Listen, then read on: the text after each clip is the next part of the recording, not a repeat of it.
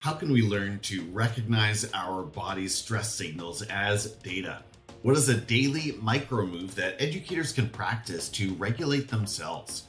How can prioritizing our own wellness directly impact our students and create generational change?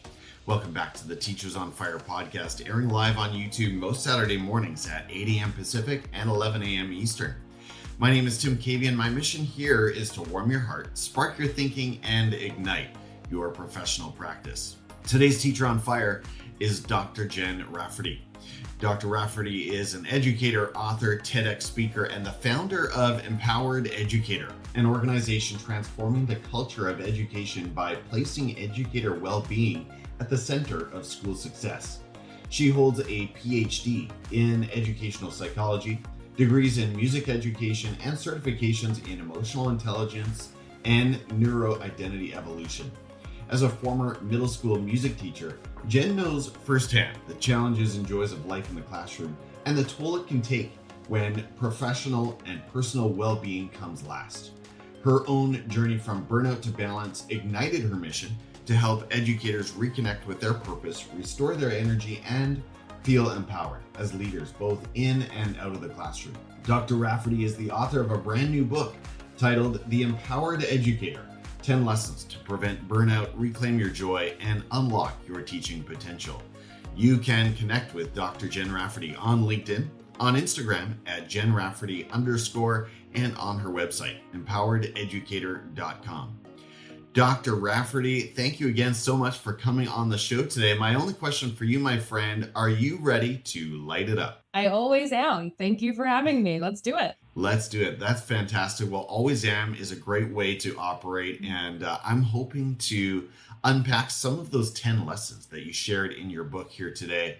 Thank you for joining us. If you are live with us this morning on whatever platform you are coming to us on, thank you for being here. We look forward to hearing from you, learning with you. Jen, let's start with this question. You spent 15 years as a music teacher before founding Empowered Educator. What was the turning point that shifted your focus to well-being? Honestly, it was COVID. It was that time where so many things changed for everybody. And there was some special sauce going on at my house too. Right before then, in December of 2019, my husband and I decided we were going to get a divorce.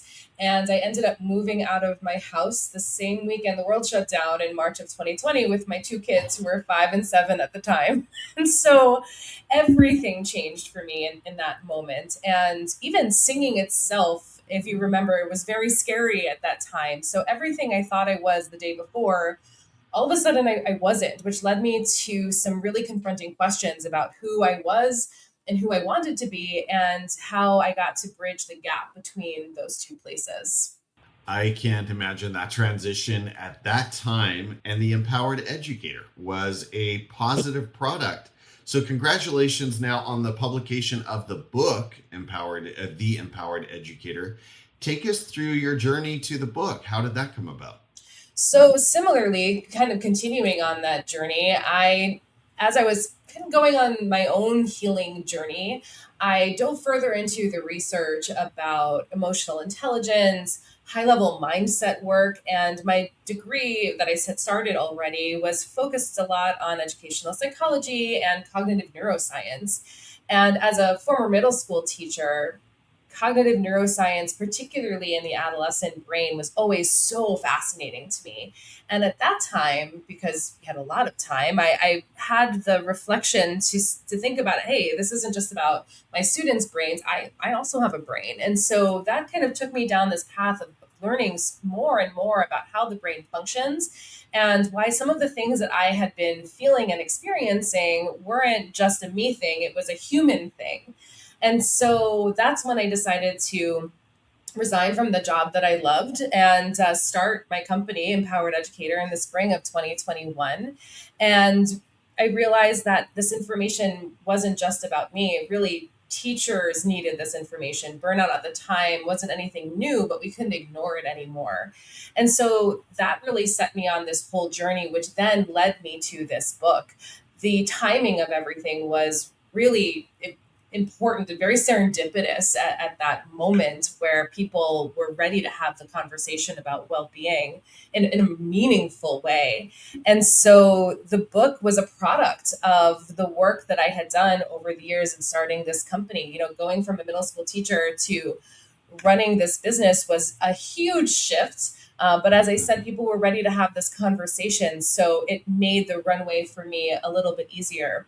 18 months later, I was on the TEDx stage. The company was featured in Forbes a few months after that. And then I was able to get the book deal with Penguin Random House a few months after that. And here we are, just 2 weeks away from the launch date of the book. That's so exciting. Yeah, it really does feel like all of the pieces fell into place for you. So I know, even though while saying that, it's a ton of hard work and research behind it.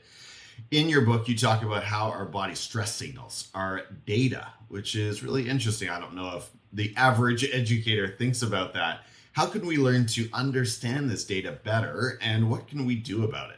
It's a great question. I know for so many of us, we go through our lives thinking that these high levels of stress is normal, and this is just how it is. This is the way we live our very busy lives, or I'm just getting older and I'm feeling things differently or more deeply. And instead of paying attention, we often ignore it, or we self-medicate with the ice cream in the fridge or the bottle of wine or two on a Friday night, and no judgment about that. But what's really interesting is that our bodies talk to us all of the time. And generally, we are just terrible listeners because we have a job to do, and we have kids that we need to feed, and we have soccer practice to take them to, and we have lesson plans that we need to take care of. And so our own signals become dampened until they get too loud and it takes us out for us, right? For me, that was always manifested as back pain. Unbelievable back pain, where my body was like, "Hey, Jen, we have been talking at you for months and you are not listening. So now we're going to shut it down for you." So instead of waiting to that point, what if instead we paid attention to some of these smaller stress signals as information that we need to start listening to a little bit better so we can actively and proactively manage them before it gets to that point? What other, just going a little deeper on that for a Yeah, moment, what please. other stress signals are there? I mean, remember you mentioned in your TED Talk sweating. I mean, I am a big sweater. So that's one of mine for sure. I can get sort of flushed and, heart beating. What are there some other bio signals that we should be on the lookout for? Oh, sure. I mean, this is something I talk about all the time with the group of teachers when I'm usually with them for the first time. You know, Everyone's different, and everyone is really good at identifying when they're asked, how does your body tell you that you're stressed? What happens to you physically when you're feeling stressed? And it's everything from sweating profusely, which is mine too, by the way, headaches, stress rash, heart palpitations, stomach problems. I mean, tightened jaw, your shoulders want to be your earrings. All of these physical symptoms is your body trying to tell you, hey, we're not okay. I need you to pay attention to me. But because there isn't this like big flashing sign saying, pay attention to this right now, we tend to ignore it. And the way our culture is, and the way that we've built our environments, we don't value paying attention to our bodies. We don't have an active line of communication with that. And in fact, we're taught and told not to, that somebody else probably knows better than you about what you and your body need. And so we just don't listen. But if we're paying attention to every time your jaw gets tight, what a difference that can make. You don't have to wait until something tragic happens. Tim, I have lost track of the number of educators who have told me that they or someone they know have had a cardiac event, Mm, especially in the last 5 years due to stress. And I'm here saying very loudly that please do not wait until that happens. Value yourself enough to listen to when the messages are present. well, I wasn't planning to get personal here, Jen, but since you just mentioned that, last Please. fall, I'll just share with my listeners that for one thing, I battle high blood pressure. Just that's part of my default. And then I went through a period right around reporting period in the fall where my heart rate was getting so high that I couldn't sleep at bedtime. And this happened for 2 or 3 straight nights. And I wouldn't classify it as a panic attack necessarily, because I wasn't like the emotional piece of that wasn't necessarily there, but the anxiety was certainly high and the heart rate would just not slow down. So it actually led to a whole series of medical testing and learning about this. And I actually dug a lot deeper on my running habit as part of my response, where I just need to get out some of this stress and regulate my heart a little bit better. So that's an ongoing journey for me too. Thank you for sharing. I know if you're a veteran elementary educator, you know that students will often, they have trouble diagnosing this as well, of course. So they will often manifest as, oh, I've got a sore stomach, or I'm feeling sick. And often when you dig a little bit deeper, or sometimes we'll say, there is a circumstance or a speech that is about to be presented, or PE class is causing some anxiety for some reason, or some factor that is really raising their stress. And then, of course, they just think they are sick. And in fact, that's the body's signals to them. The body is giving them data. Yeah. Thank you for sharing your story. I also think to add to your point there, it's so interesting because this is the cycle. In that example right there, you have a child saying, my stomach hurts. Right. And they're asking an adult for some guidance. So what do we usually say? We usually want to fix it right away, or we say, you're fine. You're fine. It's fine. And so what I was just speaking about before, of this disconnection that we have to the knowing of our own bodies, it's cyclical. And so we'll talk about this later, I'm sure.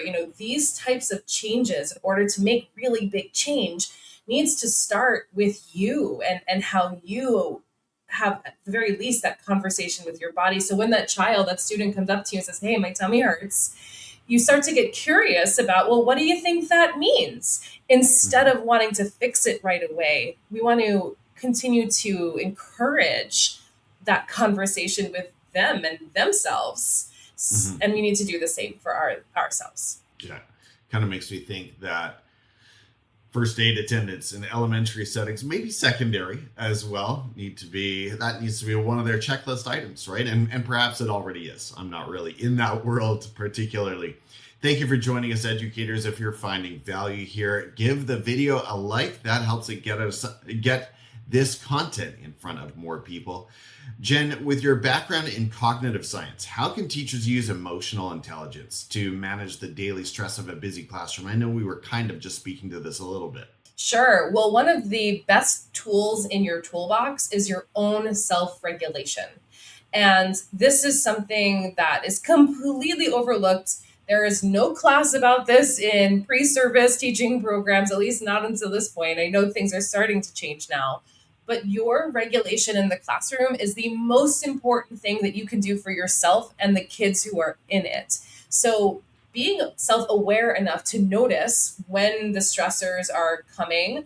For example, if you are just about to start a new lesson and you're noticing your stomach is in knots, or maybe you have an observation and you're feeling that stress in your shoulders, that's a moment for you to not just notice, but also then do something about it. And because we operate so quickly throughout our day, we're just go, go, go, and everything is so busy, and we have this timeline that feels so fast all the time, we don't slow down enough to even be aware, let alone do something about it. So I would say, before you even get to the self-regulation piece, I'm going to invite you, whoever's listening, and you, Tim, and this is an invitation for me too, because I practice everything that I teach.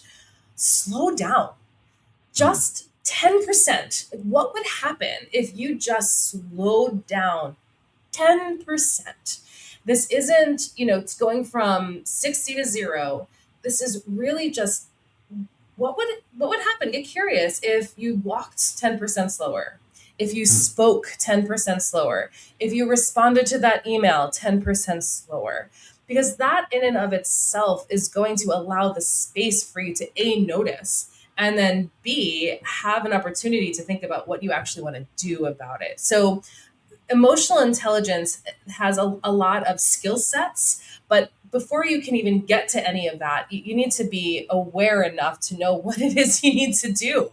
And so I always suggest an invitation to slow down and experiment with it. You know, pretend it's a science experiment. What would happen if I just did this for the day and just see, play with it? That's great. My next question was going to be about asking what is one micro move we can make? So maybe slowing down would be your answer. Going back to just this idea of awareness, though, I wonder, would you counsel, or perhaps in your book you've done so already, do you counsel educators to raise their own awareness by doing a journaling exercise or a quick like 5-point checklist of their data signals? or how do you go about increasing our awareness of our own state? That's a great question. So a lot of times where I think this kind of work falls off for people is when it starts to feel like work, because nobody wants something else on their plate to do. We already are doing way too much. And so what I like to do myself, and this has been a life-changing exercise for me and the thousands of educators that I have been working with over the last few years, is 4 times a day, intentionally stop and take a moment to do a breathing exercise. For me, mine is always the box breath. It's 4 in, pause for 4, 4 out, and then pause for 4. And I do that 3 times. You can do whatever breathing exercise that feels good for you. And if you're thinking to yourself, I don't have time to do that, I'm going to push back with love and say you take about 23,000 breaths every single day. And if you're telling me you don't have time to breathe, what you're telling me is that you're not prioritizing this time for yourself. So that reframe can really make a difference in some action there. And so I recommend, if it's a typical work day, you do this breathing exercise before you get out of your car when you're in the parking lot before the school day starts. Again, during lunch or during a bathroom break. And if you don't eat lunch or go to the bathroom, then I need to talk to you after class. We have to have a conversation about that. We do it once again in the parking lot before you even leave. And then again, before you go to bed, sometime between dinner and bedtime. And what that exercise does is it interrupts your autopilot.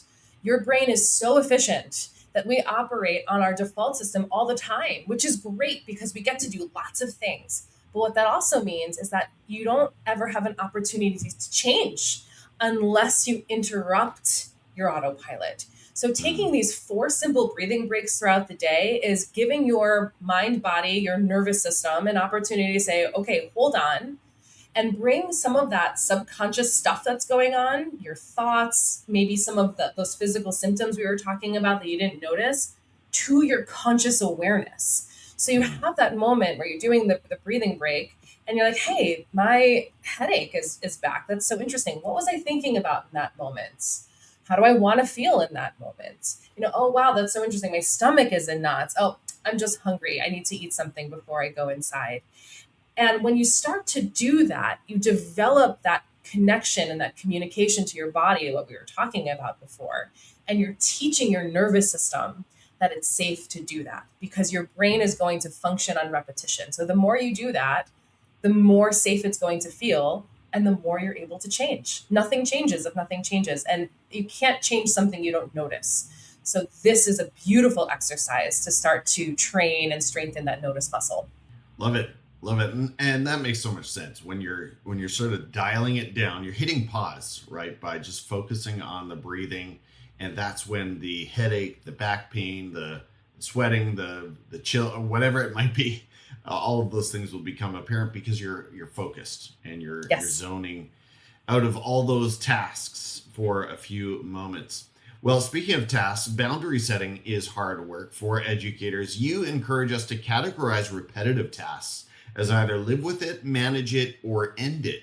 And I thought maybe a fun take on this question. Can you think of an example for each of those? Something that we need to live with, manage, or end?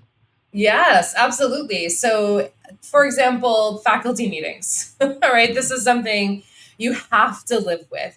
And I've never so far have not heard anyone saying to me, I love going to my faculty meetings. I haven't heard that once. I'm looking forward to hearing it. I want to hear that one day, but I haven't heard it yet. So we'll use that as an example. This is something you have to go to. Oftentimes this causes stress. It's a time suck. Sometimes it's like, why couldn't this have been an email, right? And so if we are to go into these meetings with that disempowering attitude and those disempowering feelings, you're going to just generate more and more stress around it.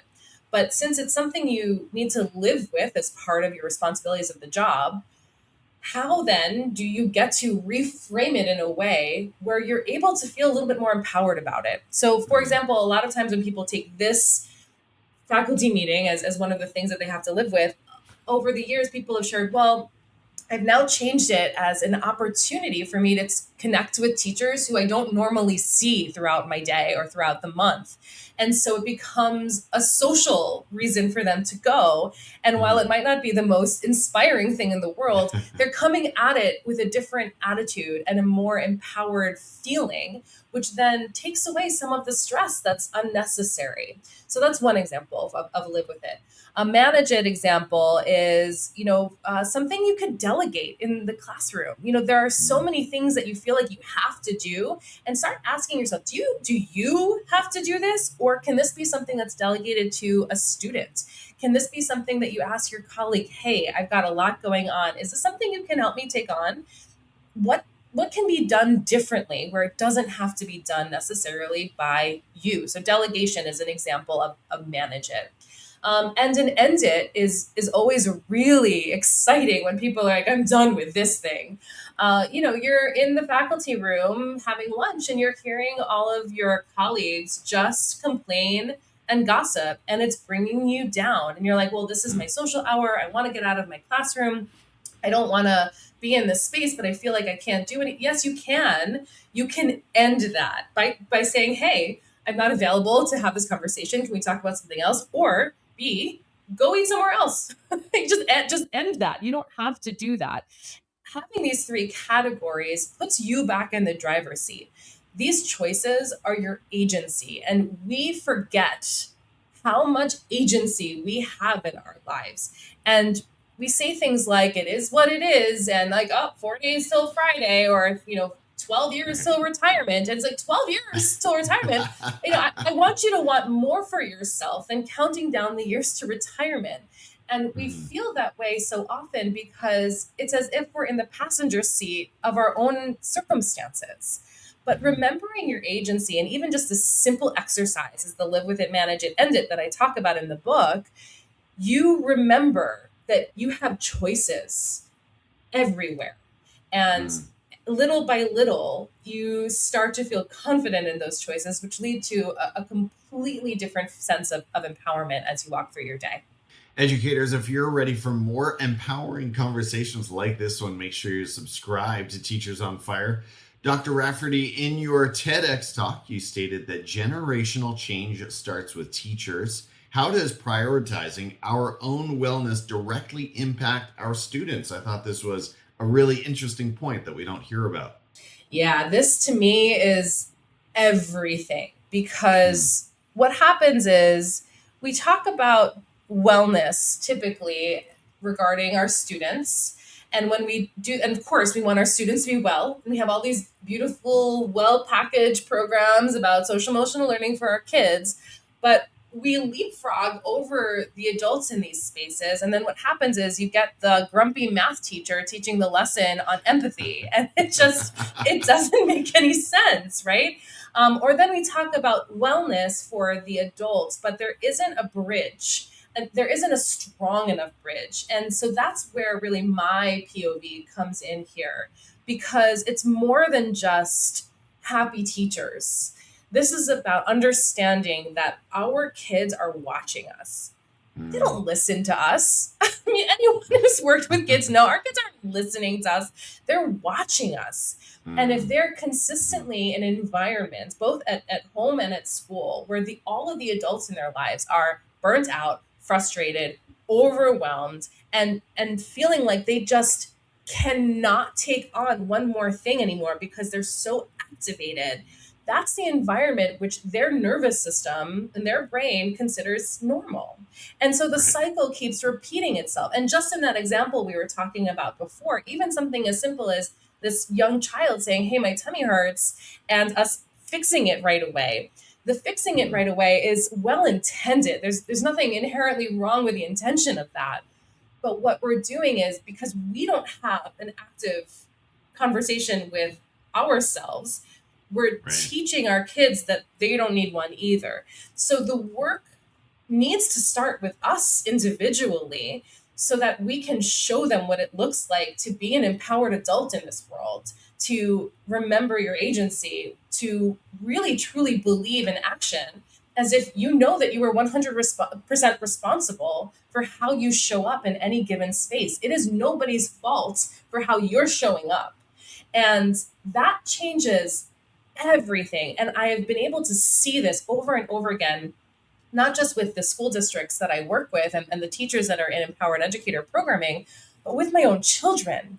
We don't sit down at the dinner table and talk about emotional intelligence and have flashcards about our nervous system, but what they're watching is their mom show up differently. And so they, in turn, speak differently, they think differently, they interact differently with the world. And it's not that they don't make mistakes, we all do. I've watched them. And I've watched them make reparations, and I've watched them make boundaries, and I've watched them speak to their friends and their teachers with confidence and assurance of who they are. And Hmm. and that's because of the work that I do here too. So this is way more than just about teacher wellness. This is about truly changing the way our kids experience the adults in their lives so they know that they can make new choices for themselves. I'll say one last thing here because this is really what it comes down to for me. We want our kids to know their self worth. Well, Hmm. we need to know ours first. Yes, absolutely. And I know in your TEDx talk, I remember hearing the word martyr come out, and I sort of shudder, Jen, when I think about the children of teachers. I'm thinking of myself too, Yes. who say like, I'm watching mom or dad. Often it's mom, and Mhm. just simply because there are more female teachers Mhm. in the profession, and deciding this is taking such a toll. I can't even consider this as an option myself. Now, on the other hand, we do know that a good number of people do follow their parents' footsteps into the profession. But I like the point you're bringing out that our students are watching, they're taking notes on what it looks like to be a professional, to be an educator, yes, but to be just an adult who's able to recognize their own symptoms, their own signals, and take steps to regulate themselves. I think that's so critical. Hopefully, there are no teachers, educators out there, Jen, at this point in the school year who are already feeling a sense of burnout. But for that educator who perhaps has been there before, what does true sustainable well-being look like for that teacher? What would you tell them as maybe some first steps toward the goal here? Well, for a teacher who is feeling burnout already, I think this is also sometimes where the message generally gets it wrong, or it's not quite on the mark, because what we often share to those teachers is just take a day off, right? You just need some time, or take the bubble bath, take the mental health day, do some breathing, just calm down. None of that. If that worked, it would have worked already. So let's stop saying that to these people. It's more harmful than good. And what I would suggest is start simply by doing that breathing exercise that I shared earlier, because if you and your nervous system is so activated that you cannot even make decisions, you need to get in touch with what your body's actually telling you in the first place so you can make a next step. There isn't enough, rest in the world that's going to help you when you get back, right? Wellness isn't, and well-being isn't just a one-time thing. I say in the book, it's Mhm. such a great analogy. You can't take 20 showers in a day and then be good for the month. It's not how this works. You have to be doing something for yourself every single day. And Mhm. in order to know what that is, you need to get in touch with who you are and what you need. So many times we ask ourselves the wrong question. It's, why am I feeling this way? What's wrong with me? And then we lather ourselves in this guilt, and shame and blame about it. And we beat ourselves up about not just the thing, but also how we're feeling about the thing. And it doesn't get any better. And a better question to ask is, what do I need right now? And that question is hardly ever asked, particularly for teachers who feel as if martyrdom is revered in this profession. What do I need is considered selfish. And that truly is the most generous thing that you can do for everybody around you, including your students. Right. What do you need? And then go do that thing. But you need to get quiet enough. You need to get in touch enough to even have an answer to that question. So my I guess advice, or to answer your question, what does a teacher in burnout do when they need some of that triage? Is get quiet and ask yourself, really, what do you need? And go do that thing. And then what is your advice for educators who feel like their personal identity has been just completely eclipsed, completely overwhelmed by the overwhelming demands of the job? They're asking the question, well, I've lost track of who I even am if I'm not a teacher. What would you advise them? That's a great question. And that is a very big question. So I'll be as concise as possible for that one. Sure. I hear this all the time, and it was true for me too. We become our profession, and it is conflated with who we are. And in doing so, everything becomes personal. Everything is personal when it becomes who we are as people. And so what I would invite you to explore is make a list of everything that makes you happy. Everything that makes you happy. And notice how you feel when you're writing the list. Notice what things feel like you're in a total state of flow. When I do this exercise, and I have a big list in one of my journals, and I add to it often, there are some things where I'm like, wow, this really makes me happy. And I totally forget about time when I'm doing this thing. When I'm singing, this is, something that I love, and it's near and dear to my heart. When I go to live sporting events, that's something that I'm just so immersed in the experience. It makes me really happy, and it takes me out of any sort of role that I might attach to my own personal identity in those moments. So while I said before, this is a much bigger conversation than I think I can answer in this small moment here, that's a really great exercise to start with, is exploring other ways and other things that truly make you happy. Yeah, I love that. I think, build out that happiness list, and then start to think about some hobbies or activities that you can plug into outside of school that have nothing to do with school. I mean, even Jen, this podcast, I mean, it is a source of joy and passion for me outside of school, but it is connected to my work. So I still need another hobby, other areas, other activities, I think, that are completely removed, that allow us to come into ourselves on those difficult weeks or those difficult periods, perhaps. We're feeling down, we're feeling upset. There's a parent email in our inbox. We need something else to allow us to compartmentalize, so that, as you said, it's not all of ourselves. Yeah, go ahead. Yeah, no, and you mentioned running before. That is something that's such a beautiful part of what we get to do. And if you're thinking to yourself, I don't even know anymore, that's also okay. There's nothing wrong with you. This isn't a homework assignment, but get curious about it. Even if it's, I really like drinking my coffee on my deck. That's something that's on my list. It doesn't cost anything, right? It's just something that really makes me happy. And the more that we get to explore that, we're never one thing.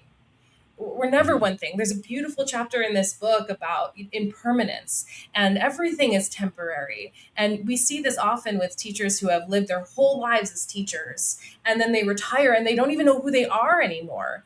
And again, no judgment. There's nothing wrong with that inherently. And we can start to make different choices along the way to realize that who you are is not just what you do. It's who you be in this world. And that's really fun to explore. Yeah, I think that's so good. So I'm going to encourage people listening, particularly my male educator colleagues, if you're listening to this thinking, oh, that sounds a bit fluffy, making a happiness list. I think there's a lot of value. We often don't understand ourselves until we zoom out and take the time to slowly, thoughtfully think it through. And that way we're not just, reverting into Netflix or some sort of an escape, but we're actually leaning into, with intention, things that give us joy, right? Yes. Something new to the podcast, listeners, is the ability to become a Teachers on Fire supporter by hitting that join button on YouTube. You or your education brand will receive a shout out at the end of every interview like this one. So consider becoming a Teachers on Fire supporter today. Jen, what are the best ways for Teachers on Fire to connect with you and learn more about your work at Empowered Educator, and of course, the Empowered Educator book coming out soon? Tell us all about it. Yeah, well, one of the best ways to get in touch is through my website, empowerededucator.com, and all the information is there about getting the book and all of the incredible life-changing programming that we have inside of our space. It's a beautiful community of educators. And Instagram, I'm there quite often at Jen Rafferty _ and LinkedIn, same thing. And Facebook is Empowered Educator Faculty Room. That sounds great. Again, thank you so much, Jen, for sharing your time with the podcast today. I know this conversation has been helpful and encouraging for me. It's brought out some personal things that I wasn't planning on sharing, but a lot of good thinking exercises in your content. So thank you so much. Teachers on Fire, I'm your host, Tim Cavey. Grateful that you too decided to spend some of your day listening to this episode. I hope that in some way the content you heard today from Dr. Jen Rafferty at Empowered Educator sparked your thinking and ignited your practice. And I'll meet you next week right here on the Teachers on Fire podcast. Take care, everyone, and have a great week. Bye-bye.